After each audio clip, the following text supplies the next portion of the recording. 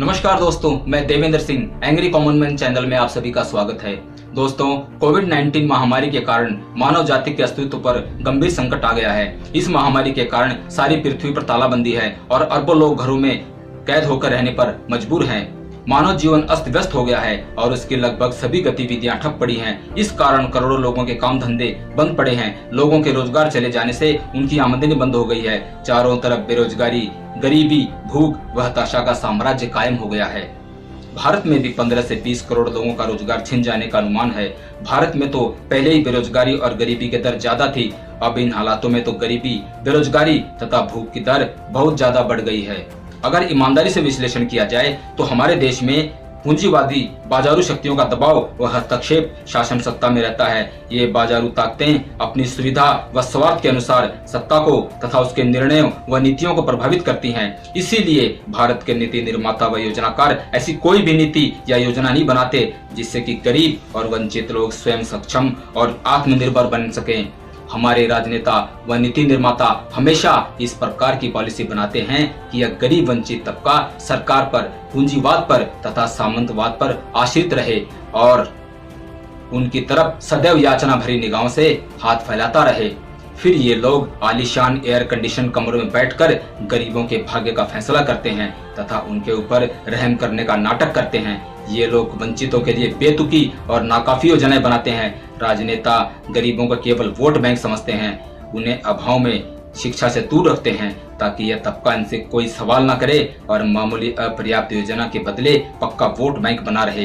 दोस्तों, इस प्रकार की अपर्याप्त योजनाएं अधिकतर कागजों तक ही सीमित रह जाती हैं, वास्तविकता के धरातल पर नहीं उतर पाती तथा अत्यंत भ्रष्ट सरकारी व्यवस्था व अफसरशाही की भेंट चढ़ जाती हैं। आजादी के बाद से अभी वर्तमान तक किसी भी सरकार ने वास्तव में इस तबके की दशा को सुधारने का कोई भी गंभीर एवं सार्थक प्रयास नहीं किया। गरीब तबका शोषण व गुलामी के दलदल में फंसा हुआ है। सरकारी नीतियां, योजनाएं और निर्णय अमीरों व पूंजीपतियों को लाभ पहुंचाने के लिए नैतिकता व मर्यादा को भी ताक पर रखने में संकोच नहीं करते व उनके पक्ष में ही होते हैं, जिसका परिणाम यह हुआ है कि अमीर और भी ज्यादा अमीर होता चला गया तथा गरीब और भी ज्यादा गरीब होता चला गया। अमीरी व गरीबी की खाई बहुत ज्यादा गहरी हो गई है। समाज में सामाजिक व आर्थिक विषमता और अन्याय व्याप्त हो गया।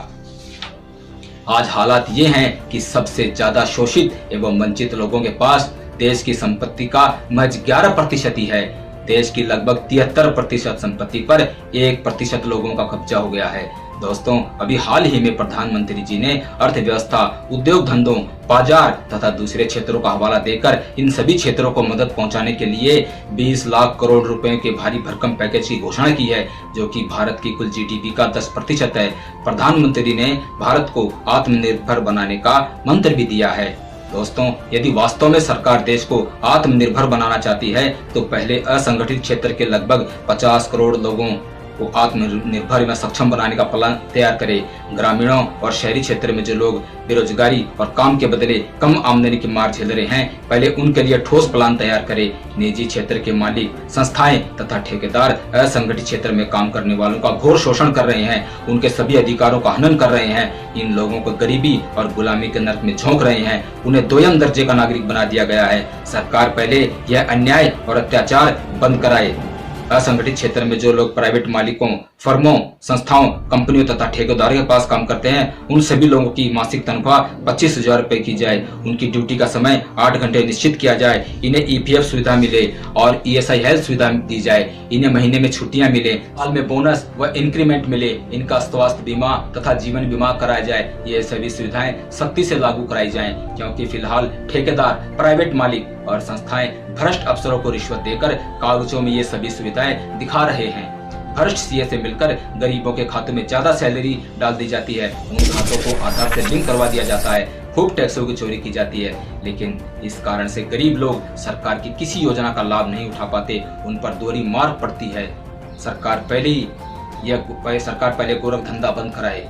दोस्तों, अगर सरकार वास्तव में भारत को आत्मनिर्भर बनाने के प्रति गंभीर है तो पहले ठेकेदारी पर और प्राइवेट सेक्टर पर निर्भरता कम की जाए। अलग अलग क्षेत्रों में जमीनी स्तर पर सरकारी भागीदारी को बढ़ाया जाए। अगर सरकार वास्तव में बेरोजगारी और गरीबी मिटाने के प्रति गंभीर है तो सबसे पहले ग्रामीण क्षेत्रों में जो जमीन निजी क्षेत्र की है उसको छोड़कर बाकी सारी जमीन केंद्र के तहत राष्ट्रीयकरण करके उसे सीधे सरकारी नियंत्रण में लिया जाए। उस जमीन पर सरकार स्वयं राज्य सरकारों की भागीदारी में संपूर्ण निवेश करते हुए वैज्ञानिक एवं आधुनिक तकनीक पर आधारित खेती करे।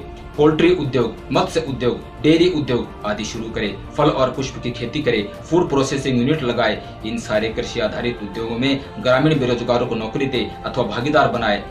सारा तकनीकी ज्ञान एवं मार्गदर्शन सरकार करे। तैयार उपज अथवा माल की खपत और मार्केटिंग सरकार करे। सौर ऊर्जा के तथा पवन ऊर्जा के प्लांट लगाए जाएं। पानी के संचयन एवं संवर्धन के लिए तालाब बनवाएं। इन सभी कार्यों में ग्रामीण बेरोजगारों को नौकरी देकर अथवा भागीदार बनाकर रोजगार दिया जाए। ग्रामीण स्तर पर, कस्बों के स्तर पर तथा शहरी स्तर पर सरकार स्वयं उत्पादन की छोटी छोटी यूनिटें लगाए। बेरोजगारों के छोटे छोटे ग्रुप बनाकर उन ग्रुपों को सरकारी भागीदार बनाए। संपूर्ण निवेश, तकनीकी ज्ञान, मार्गदर्शन तथा कच्चा माल सरकार उपलब्ध कराए। तैयार माल की खपत एवं मार्केटिंग सरकार करे। ठीक इसी प्रकार महिलाओं के भी छोटे छोटे ग्रुप बनाकर यूनिटें लगाई जाएं। खेती के स्तर पर तथा उत्पादन के स्तर पर इस प्रयास में केंद्र सरकार की भागीदारी तथा सरकारी अमला 50% के अनुपात में रहे तथा राज्य सरकारों की भागीदारी व प्रशासनिक अमला 50% के अनुपात में रहे। सर्वोच्च कमान केंद्र के पास रहे। जो लोग अपने काम में लापरवाही करें तथा भ्रष्टाचार करें उन पर देशद्रोह का मुकदमा चलाया जाए। जिन लोगों के पास स्वयं की खेती है, सरकारी नौकरी है, उद्योग और व्यवसाय है, जो लोग साधन संपन्न हैं, उन्हें तथा उनके परिवार से इन यूनिटों में और कृषि उद्योगों में काम न दिया जाए। इस प्रकार के कदम से लोगों को उनके मूल स्थान गृह नगर में ही रोजगार मिल जाएगा तथा उन्हें प्रवासी मजदूर बनकर कष्ट नहीं उठाने पड़ेंगे। इससे प्राइवेट सेक्टर की इंडस्ट्री में स्थानीय लोगों को भी रोजगार मिलने लगेगा। अगर सरकार ईमानदारी से इस प्रकार के प्रयास और कार्य करती है तो भारत सच में आत्मनिर्भर बन सकता है, क्योंकि भारत की लगभग 75 करोड़ आबादी ग्रामीण क्षेत्रों में रहती है। 50 करोड़ के आसपास लोग असंगठित क्षेत्र में पिस रहे हैं। 20 लाख करोड़ के भारी भरकम पैकेज में अगर इन लोगों के लिए कोई ठोस प्लान तैयार करके कार्य नहीं किया गया तो यह भारी भरकम पैकेज केवल सफेद हाथी ही सिद्ध होगा। यह पैकेज फिर शायद पूंजीपतियों, अमीरों, सरमाएदारों की जेबें भरकर उनका भला करने वाला बन जाएगा। दोस्तों, उद्योगपतियों, व्यापारियों तथा पूंजीपतियों के पास तो पहले से ही करोड़ों रुपयों का बैंक बैलेंस है, संपत्ति है, फैक्ट्री में कच्चा माल और तैयार माल है, बैंकों के पास हर प्रकार की साख है, समाज में नाम है, शोहरत है, रुतबा है। गरीब के पास क्या है? जय हिंद, धन्यवाद।